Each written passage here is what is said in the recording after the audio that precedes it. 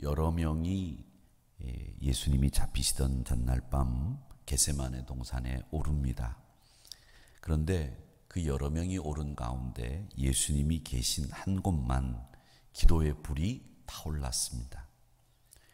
이 기도의 불길은 사막의 열기와 같이 숨을 먹게 하는 아주 뜨거운 기도의 열기였습니다. 그런데 나머지 따라갔던 다른 제자들은 그 기도의 열기에 같이 동참하기보다는 잠을 자기에 급급했습니다. 모두가 다 슬픔에 잠겨 죄로 인해 죽을 수밖에 없는 외아들 그리스도 예수를 생각하며 가슴을 쳐야 되는 시간에 잠을 자고 있었고, 오직 예수님만 기도의 열기 속에 휩싸여 있었습니다. 노울레스라고 하는 유명한 시인이 쓴 슬픔과 기쁨이라고 하는 시가 있습니다. 그 시에는 이런 말이 있습니다. 기쁨은 함께 누리지만 슬픔은 홀로 느낀다. 가나의 혼인잔치에는 많은 사람이 있었지만 겟세마네 동산에 슬픔의 자리는 오직 예수님 한 분밖에 계시지 않았다. 우리에게 겟세마네는 유적지를 답사하고 경유지를 돌아오듯 우리가 훑어보고 지나올 만한 그런 곳이 아닙니다. 겟세마네는 주님이 잡히시기 전날 밤 뜨거운 기도를 드리시면서 하나님의 뜻을 이루시기 위한 열정으로 가득 찼던 곳이고, 겟세마네에서 드린 기도는 우리가 무슨 수를 쓰더라도 어떤 모양이라도 이어가야 되는 우리 예수님의 그 기도의 모습은 이어가야 되는 우리의 모습이다라는 것을 여러분 꼭 기억하셔야 합니다. 그 겟세마네 동산에서의 예수님의 기도는 어떤 기도였느냐? 예수님의 기도는요, 밤을 삼킨 기도였습니다. 어두움을 삼킨 기도였습니다. 겟세마네는 아람어입니다. 그 아람어인데 이 아람어로 겟세마네는 기름을 짜는 곳이라는 뜻입니다. 이 겟세마네에는 올리브 나무가 굉장히 많이 있습니다. 그래서 그 올리브 나무에서 추출하는 이 기름이 많이 생산되는 곳이라 그 이름을 기름 짜는 곳 이렇게 지었던 것이 겟세마네라고 하는 곳이고, 감람산과 함께 벳박의 베다니와 함께 그 근처가 다 이 겟세마네와 가까운 곳들입니다. 감람산에서 보면 서편에 위치한 곳으로 예수님이 제자들과 함께 종종 모임을 갖던 곳으로 알려져 있는 곳이 겟세마네라는 곳입니다. 예수님이 그곳에 가실 때는 무엇 때문에 가셨는가? 예수님이 그곳에 가셨을 때에는 목적은 오직 한 가지, 기도하시기 위해 가셨습니다.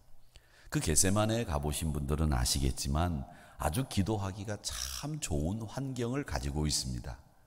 감람나무가 많이 있어서 그 그늘에서 낮에도 밤에도 시원하게 따뜻하게 하나님의 사랑과 온기를 느끼면서 기도할 수 있는 장소가 겟세마네라고 하는 곳입니다. 그런데 그날 저녁 기도는 여느 때의 기도와는 아주 판이하게 달랐습니다. 마가는 예수님께서 이 기도하는 모습에 대해서 어떻게 그려놓고 있느냐 하면 33절 말씀에 보면 놀라시며 슬퍼하셨다 이렇게 기록하고 있습니다. 그 말씀을 제가 한번 읽어보면 이렇게 되어 있습니다. 베드로와 야고보와 요한을 데리고 가실새 심히 놀라시며 슬퍼하사. 왜 마가는 이런 표현을 썼을까? 이 표현은 예수님이 느끼셨던 마음의 고통, 그 마음의 고통을 표현하고 있는 겁니다. 이에 더해서 예수님은 34절의 말씀에 기도하시면서 뭐라고 얘기하시고 있느냐 하면 이렇게 이야기합니다. 내 마음이 심히 고민하여 죽게 되었다. 제자들에게 하신 말씀이기도 하고 하나님 앞에 독백처럼 말씀하신 내용이기도 한데 심히 고민하여 죽게 되었다. 예수님의 감정과 예수님의 속마음을 가감없이 토로하는 장면입니다. 즉 이 기도가 자신 앞에 드리워져 있는 이 십자가의 길을 걸어가기 위한 기도인 것을 예수님은 아시고 계셨죠. 또 인간으로서 느낀 그의 심정을 그대로 기록하고 있는 내용이죠. 예수님은 이 기도의 자리에 자신의 세 제자 베드로, 야고보, 요한 데리고 가셨습니다.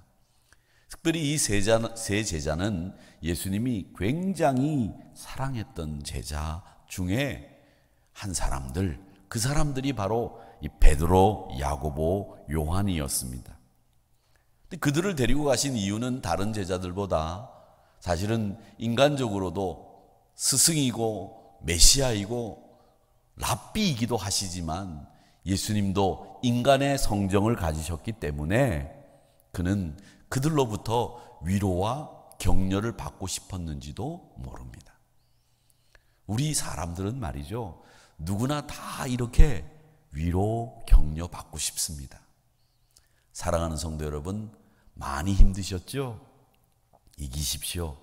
많이 이 자리에 오고 싶으셨죠? 하나님이 여러분의 마음을 깊이 이해하고 계신 줄 믿습니다. 이제 그 고통과 힘듦의 역사, 그 터널의 긴 여정이 끝나고 곧 하나님께서 광명의 빛을, 회복의 역사를 우리에게 베풀어 주실 줄 믿습니다.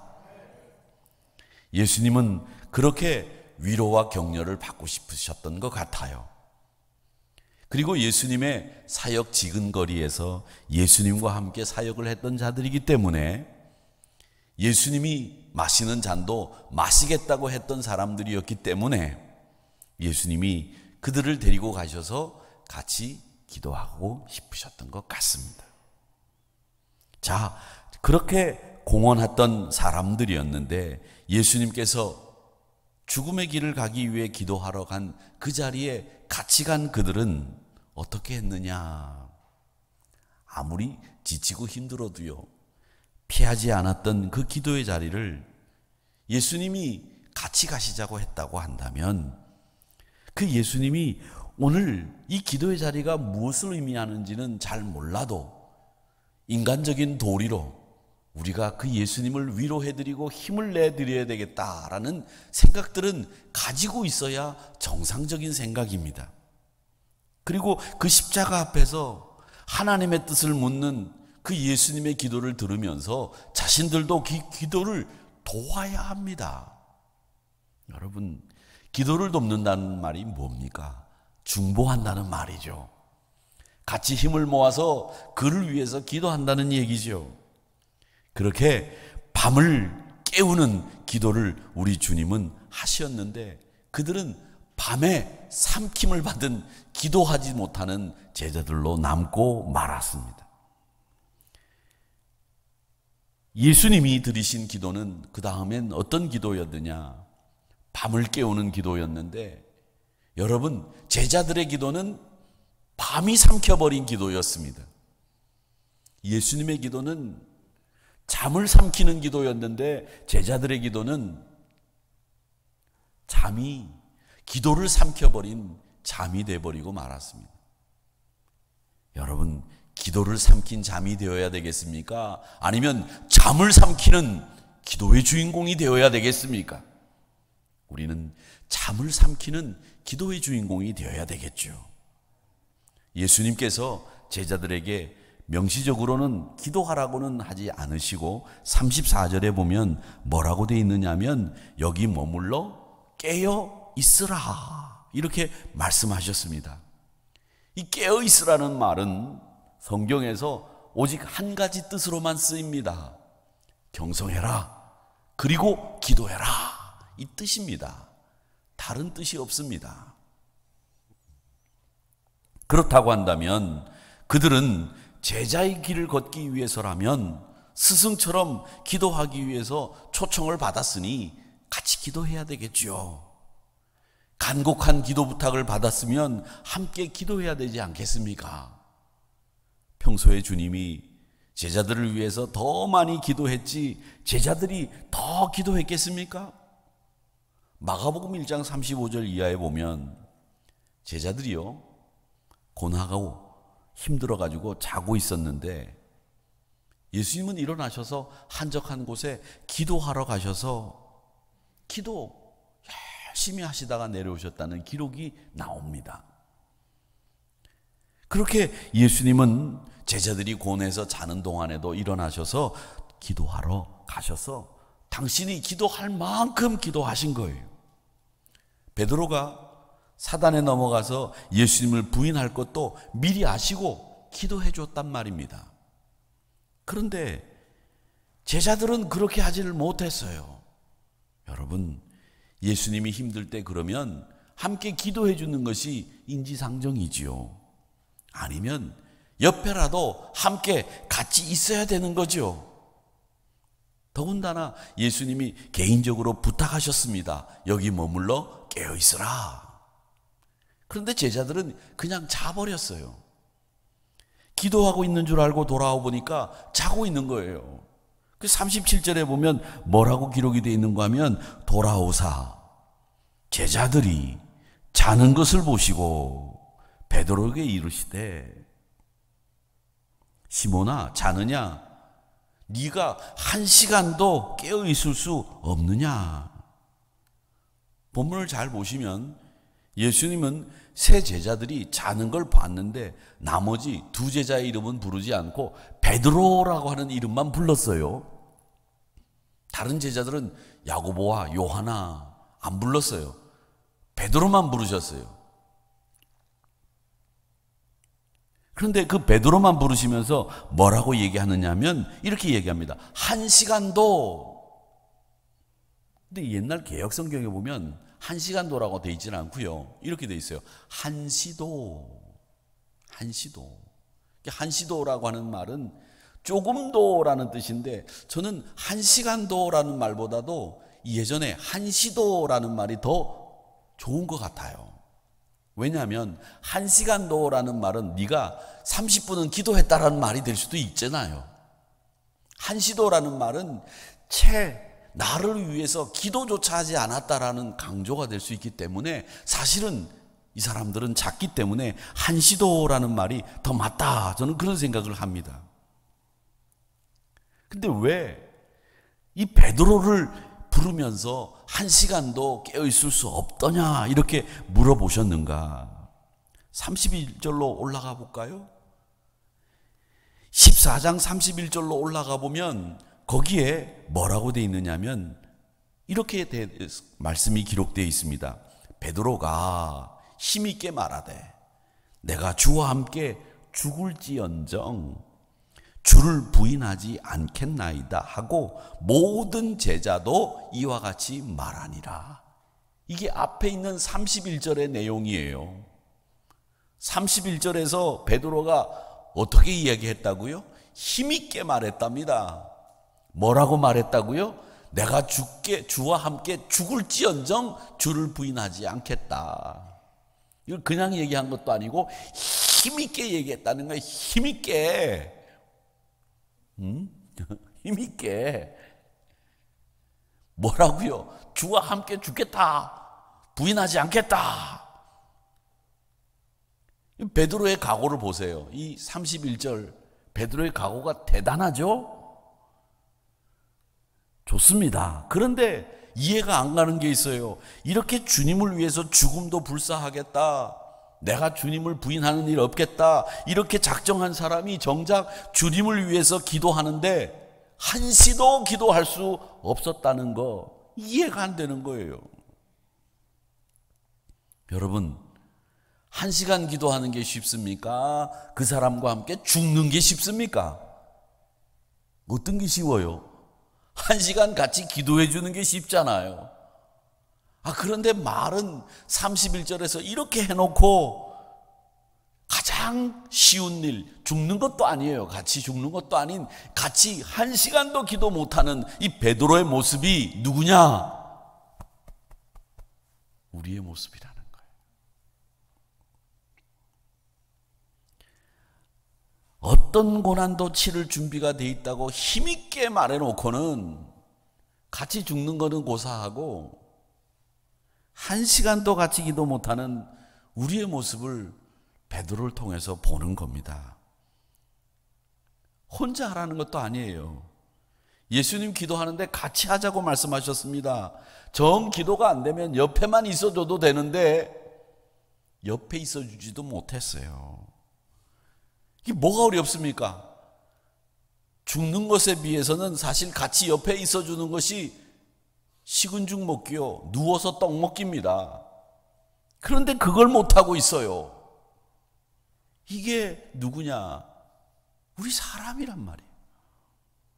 마음으로는 주님을 위해서 무슨 일이든지 다 할 것 같은데 정작 한시도 같이 기도할 수 없는 존재, 그게 우리라는 거예요.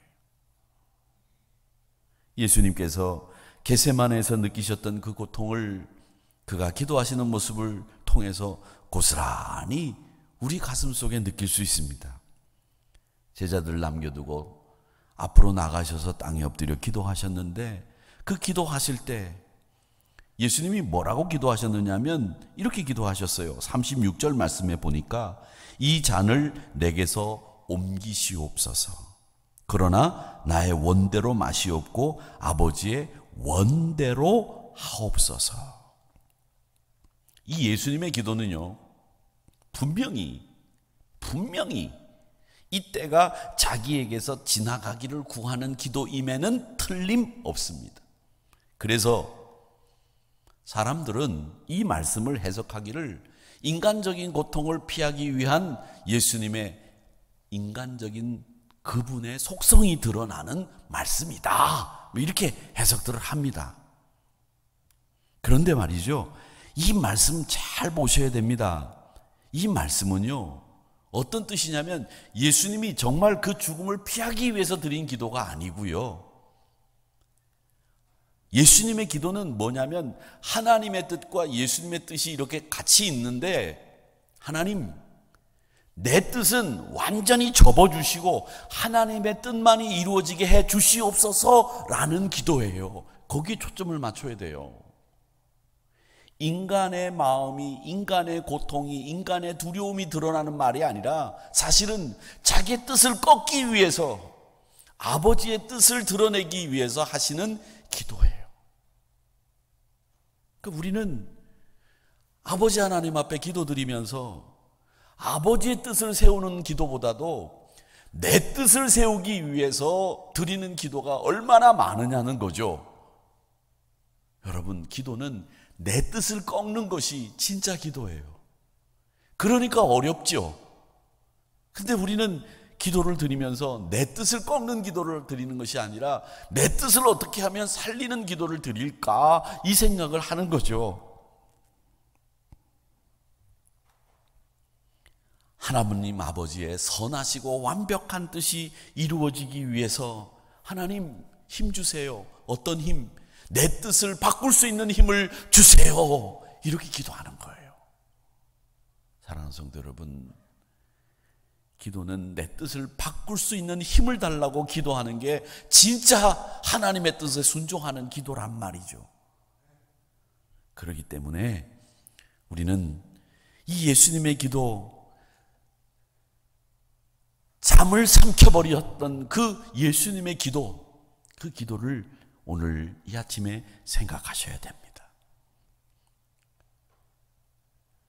기도마저도 삼켜버렸던 잠에 취해 있던 제자들이 아니라 잠을 삼키는, 그리고 내 뜻을 꺾어달라고, 그 힘을 달라고 아버지 하나님 앞에 기도하는 그 예수님의 기도를 우리의 기도로 만들어야 됩니다.